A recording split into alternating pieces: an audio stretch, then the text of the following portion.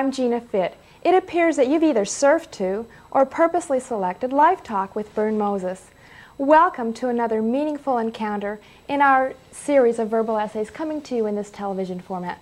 Ladies and gentlemen, there are two fundamental questions I'd like you to consider in our discussion with Vern today. Is it possible that there's some area of your life that could be working better? Your relationship, your career, personal goals that you want to achieve. And secondly, why is it that some of us seem to work so hard for so long and never have anything, while others of us with very little effort seem to succeed almost overnight? Vern, your material is so refreshing and so pertinent, and the other day we were asking ourselves these very questions, and you told me that you had a story to tell me that kind of sets this whole information up, and I'd like you to tell that to our audience if you would. We were talking about what it is that causes people to move forward the way they do so comfortably, why some people enter relationships and endure while other times two lovely people somehow just don't seem to hit it off over an extended period. Some people start a new job, a new career, a new business, or enter a new club or an organization, and they found their place in the sun. It's just wonderful. And yet in no time at all, boredom sets in, there's no movement, and pretty soon they're looking for something else. Yeah. Whenever I hear those questions or see those attitudes expressed in any way, my mind races back over the years to the summer of 1938. That was a long time ago. That was the year that my father bought a 200-acre White Mountain farm for $1. Now, obviously, there was a connection there. He bought it from my grandfather, who had inherited it from my great-grandfather. And you can imagine the excitement that we had moving up there to renovate it, to breathe new life into this property. It had been abandoned for some time, and so it was run down. And if I may, not only for this evening, but for the future, I'll give you a brief illustration. It was on Route 1, Campton, New Hampshire, which is a gravel road that wound its way up through the mountains connecting the various properties. And when you stood out in front of the property and looked at it, there was a double entry driveway which caused a triangular grassy spot there. And then this driveway wound about 60 yards up to a 1.5-story white clapboarded farmhouse. That was adjoined by a 1-story brown garage-like structure. And in back of that was a sizable red barn, a typical New England site.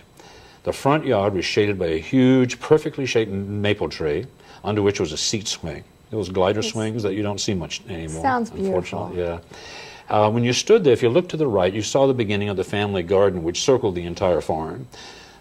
We had everything planted in there. Corn and potatoes and radishes, and we had some rhubarb. And in back of that, there was some apple trees.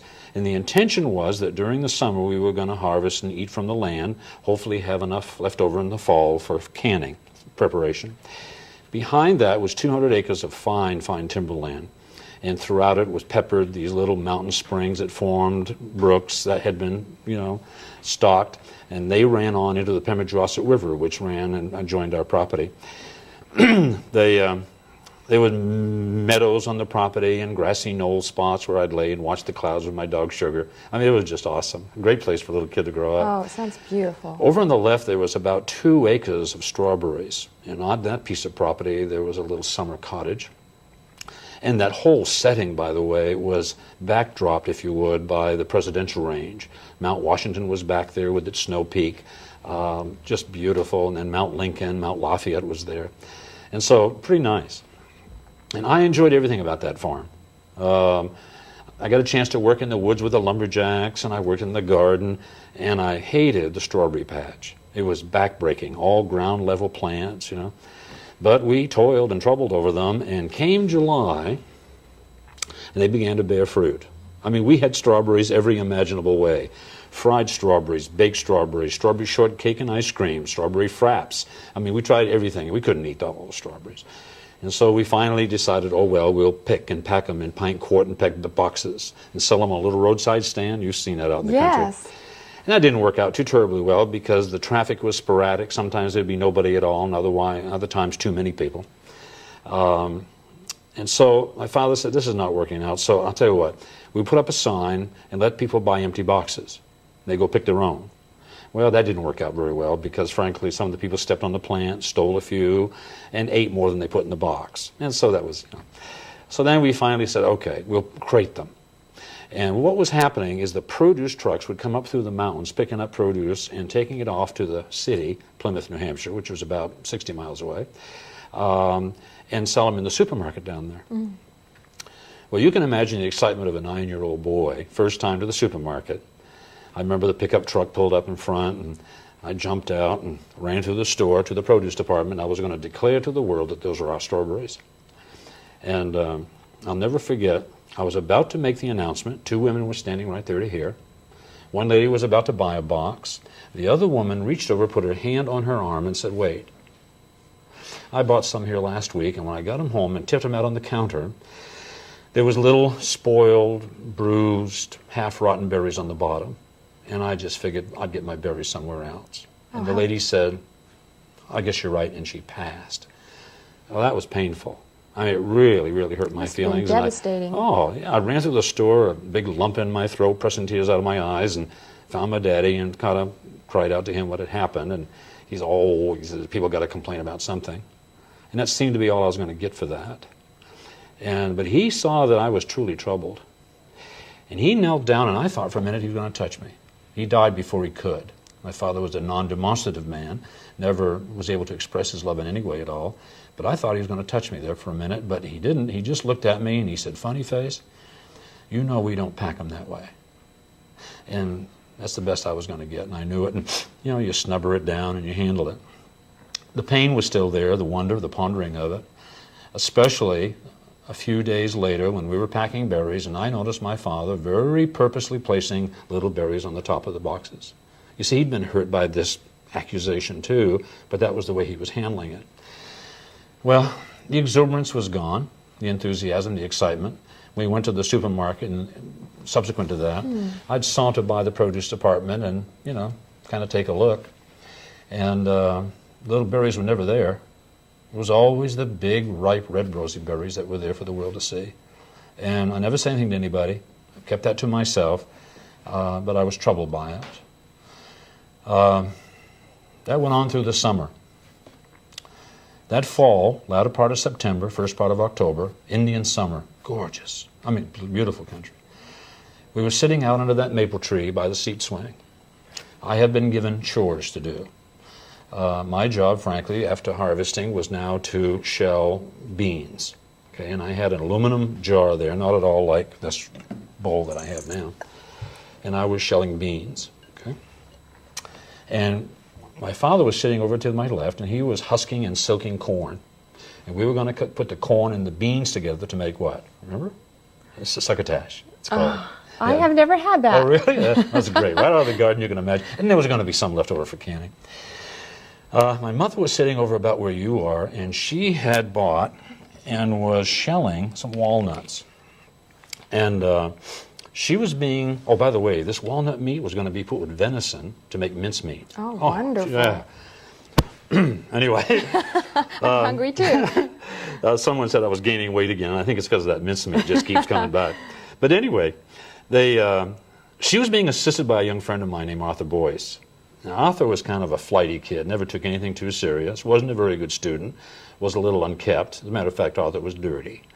He's kind of a scoundrel, kind of a wise guy, but he was my friend. He was the only kid on the mountain, and you align yourself the best way you can. And he was supposed to be helping, but he'd sit there and he'd try to juggle the walnuts, and he'd play Aggies with them, and, one thing and another.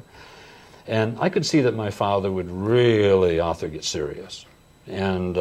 But he wouldn't say anything to him. He was too soft a man to do that. And so to align myself with my daddy any way that I could, I figured that if I could distract Arthur, and get him to turn, or if he did, I'd reach over, grab one of the nuts that he was messing around with, and I would hide it in the beans. And he'd kind of do this, look around. And my father would, a little smirk, and my mother got tickled, and I was on a roll. Over a period of time, I managed to get one, two, and then the third one down in here. And there came a point when I was done, and I kind of reached in here to pick the pods and the little pits that had got in there, and broken beans and what have you. And I don't know why we do these things. I think there's an instinct in there somewhere. But for some reason, I picked up the can and began to shake it, and a walnut popped out. And before Arthur could see it, I pushed it down, in order to continue. Then I shook it some more, and there was another walnut, I was certain. And all of a sudden, something went on inside of me. I mean, I can feel a little bit of it now, sort of goosebumps. And I thought, my gosh, and I pushed it down again, not caring whether Arthur saw the walnuts or not, and shook and knew somehow, how many did I put in there? 2, 3, there they were. I pushed them down again, and I said, Daddy, look at this. Daddy, look. And I did it again, knowing that they would come up, and they did, and everything was okay for the summer. You understand? Now, all the pain, all the upset, all the agitation, all the wonder was diminished. You see, no one had tried to cheat the housewife. No one had repacked the berries in order to delude anyone. Mother Nature had done that. You see, I don't know how long it was after that I identified that it was a law of stratification. But that day, I knew this was a natural phenomenon. You see, there's a natural law of stratification that says that if you put comparable elements in an environment, solids, gases, or liquids, okay, and if there's any volatility, any movement at all, that sooner or later the larger objects will appear at the top. Now, it's really the outside, but we call it the top. You understand, because we live on a globe, it's really the outside. But it's going to happen every single time. It's a law. And I thought, this is wonderful. You see, it's the law of stratification that created the mountains and the valleys. I mean, it's just around us, like gravity, cause and effect, and equal and opposite reaction. It's a law. It's going to happen every single time. And so I got really taken by that. And I began to look around my life, and I saw it happening all around me. For example, down in the woods, we would cut this pine, and these beautiful teams of horses would twitch these logs across the forest floor to the skidways. A skidway was structured with logs and was built in such a way where a truck could sidle up to it. We could put down ramps and, using PV hooks, roll logs up on the trucks.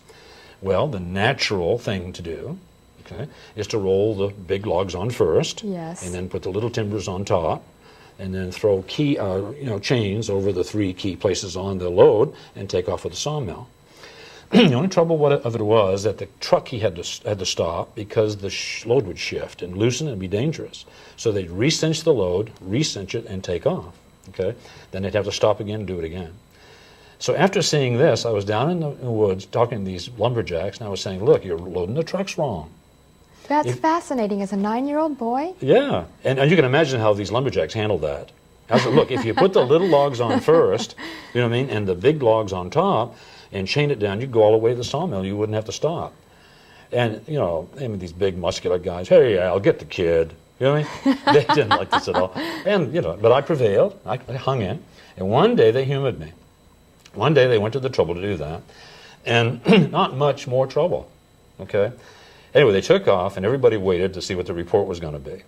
Well, the drivers came back after the trip, and they said, "Well, did you have to stop the truck?" And they said, "Well, sure, we stopped the truck, but we didn't have to." Now, the load was riding fine. The big thing they were excited about is the little logs didn't get scun up. That's the term they use, scun up. In other words, typically in that shifting, things finding their proper place, the little logs would get damaged to the point sometimes where they couldn't even use them. See what I'm saying? Is fascinating. And so we were eliminating that. And so, and there's all kinds of evidences of this, and has been ever since. That had a major effect on how I functioned, I'm certain. Although I hadn't identified it, it turned out to be an epiphany.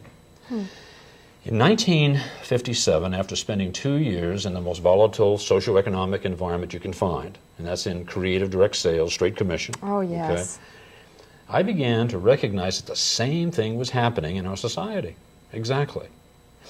What I'm saying is this, that if you could anthropomorphize the objects in that jar and give them a little voice and listen very carefully, you'd hear a little fella down here saying, "Hey, I'm so weak and low down, give me a break."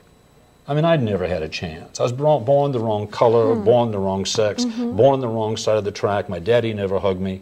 You know what I mean? In other words, give me a break. Put me up there with the big guys and I'll show you what I can do.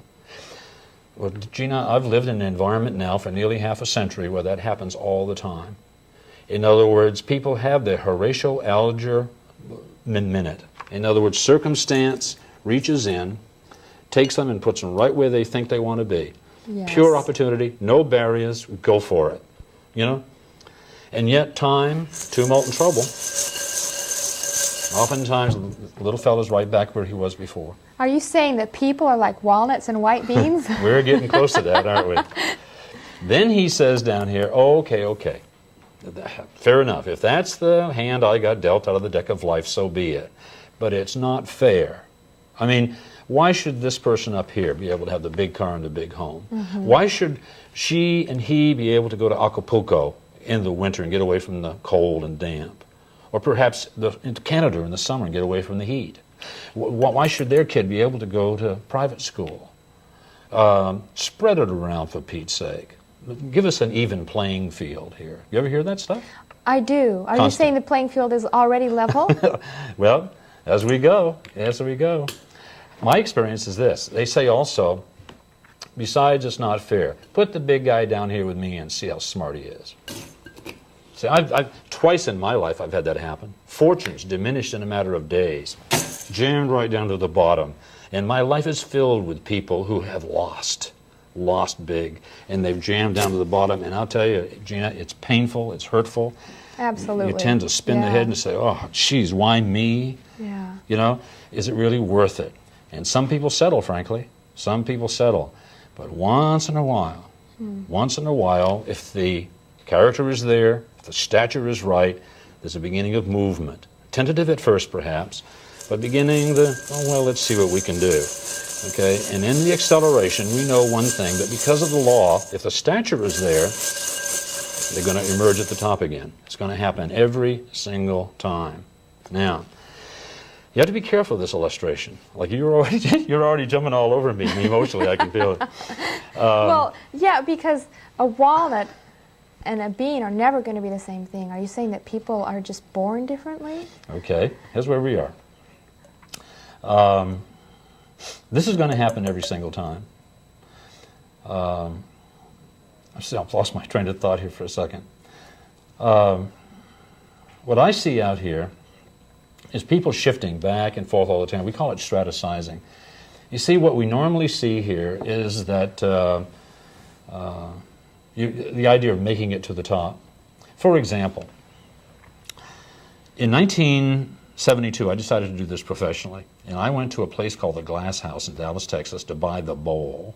The bowl. It had to be a certain shape and size, had to have a little small opening so the beans wouldn't pop out and all that kind of thing. And this waitress, or this sales clerk that was waiting on me, said, what are you going to do with that bowl? I mean, that's not just a bowl for you. You're up to something, she said. Pretty discerning. And I explained all this to her, and she said, I've seen that before. I said, are you serious? Really, where? And she said, well, the assistant pastor did it for the kindergarten class here a couple of weeks ago.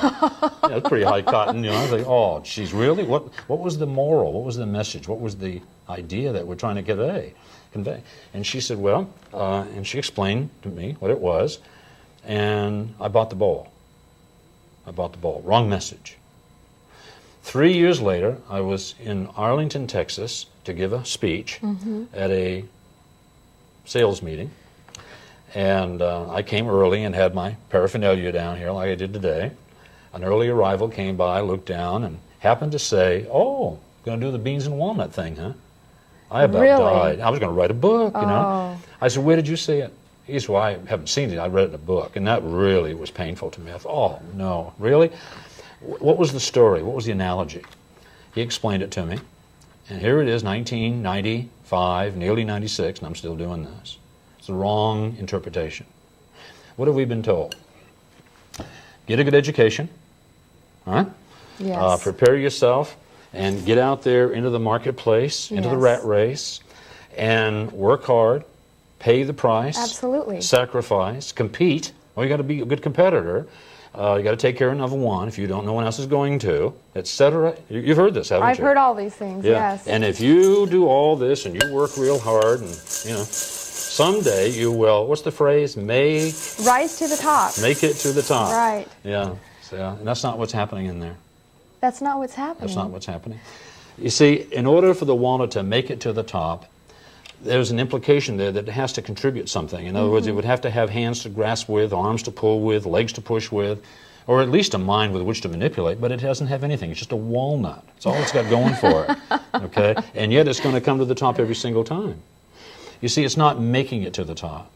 What really happens in the stratification process is that whenever you have different sized elements in an environment and there's any volatility at all, that what's going to occur is that the little objects crowd in and around and underneath the larger object and elevate it to the top. Now, there's a flotation factor here that we have to acknowledge.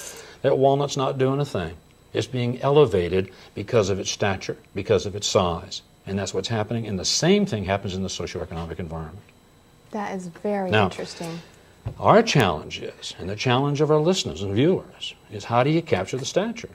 How do you get the law to work for you instead of against you? Because it's going to work. It's a law.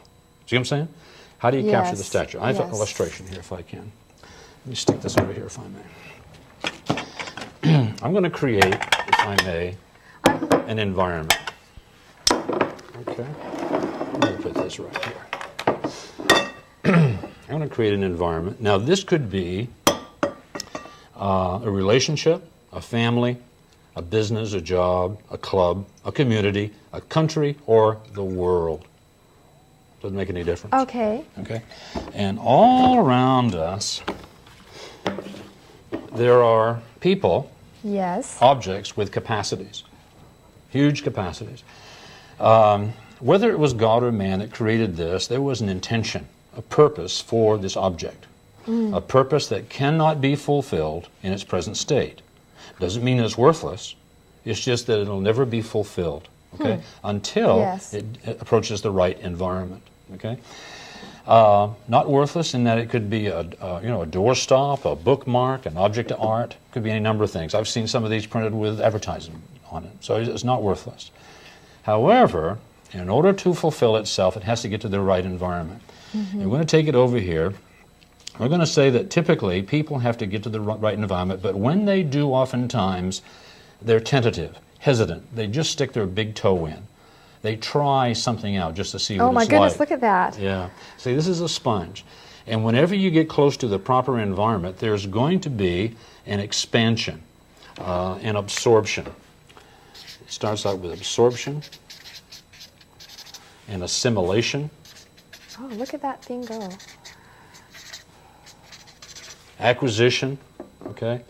In other words, it can now function for what it's intended to do as a sponge, but it's still incomplete, looks a little silly, okay? And will until it gets off the center. Because it's got to get involved totally, if only for a little while, and see what happens, okay? That's amazing. For absorption, assimilation, acquisition, and accumulation to take place, there has to be a commitment. In other words, you've got to get off the edge, you've got to make a commitment. We're going to talk about this. You see, capturing the stature is a three-step process. Make a commitment, assimilate, absorb, acquire, and accumulate. One of three things. Knowledge, which is of the mind. See, anytime you enter a new environment, you're going to learn. There is no way that you cannot. Skill, which is of the body.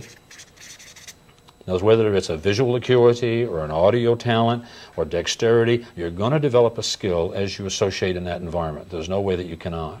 Or you're going to acquire power. Power will come to you through authority or celebrity or money. It's going to give you power. The only thing of it is, that's it. In other words, once that commitment is made, these things occur, but notice what's happening. For that sponge to get any more, in fact, it's not going to get any more out of that environment. It's got all it's going to get. Anything that happens now is going to be osmosis, evaporation, some other element's going to take place. What has to occur now? And you can imagine, for example, how many of these capacities can be brought to fruition, closer to their purpose, enhanced or enriched, if we go out here and we start giving a little bit. How many of those sponges could I affect favorably? Bring them closer to what they were supposed to do. Hundreds, perhaps thousands. Yes. Just a little bit at a time. Or I could take what I'd acquired, okay, the knowledge, the skill, or the power, the money, the authority, and celebrity, and really do something worthwhile with these people and not lose any stature. I still got this. Now, this is where the sponge stops, as big as it's going to get. You see, but now it can return to the same environment and get more out of it that it otherwise never would get. I don't know if the viewers can see this, but I'm seeing all this water you poured into here just immediately being sucked up by Yep. the sponge. Yep. That's amazing. And the mind is the same way. If I may, just for a minute here, you've just said something really phenomenal.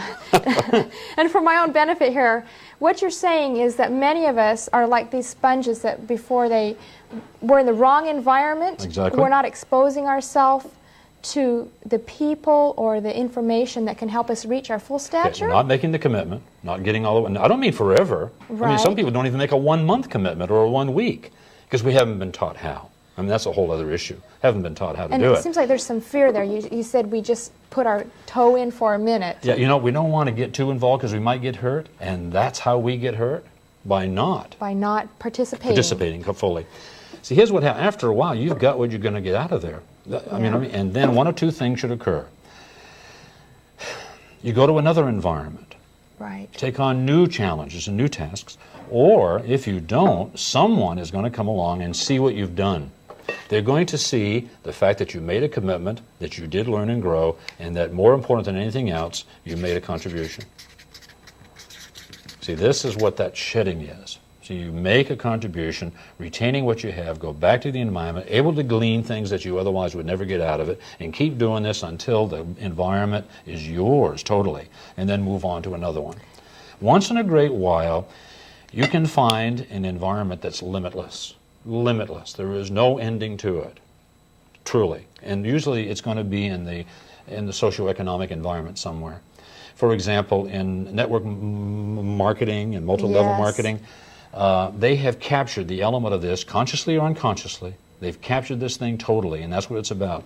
People go in, learn a little bit, teach, Right. learn a little bit more, teach, find more to teach to. Gee, it's incredible. That's amazing. Bern, it looks like we're running out of time here. Oh, it can't be. I can't believe it either. But this is amazing to me. Look at the one person in the right environment has accomplished. Thank right. you so much for being here today, Bern. We sure appreciate what you've shared with us. Do we have time to say goodbye? I want to say thank you to everybody for watching. It's we're going to beg for some more time, beg that you come back next week, so that we can thank you again. And always remember that my name is Bern. Moses, thank you.